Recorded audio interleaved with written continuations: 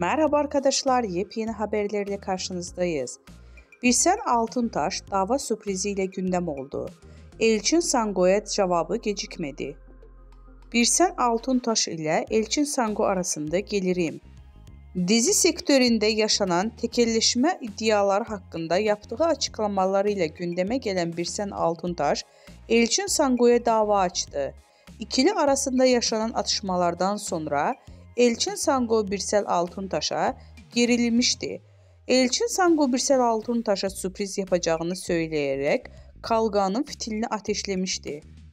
Daha sonra belgelerle konuşan Elçin Sango bu durum üzerine iki sürpriz daha yaptı.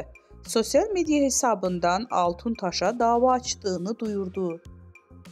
Birsel Altuntaş'tan cevap.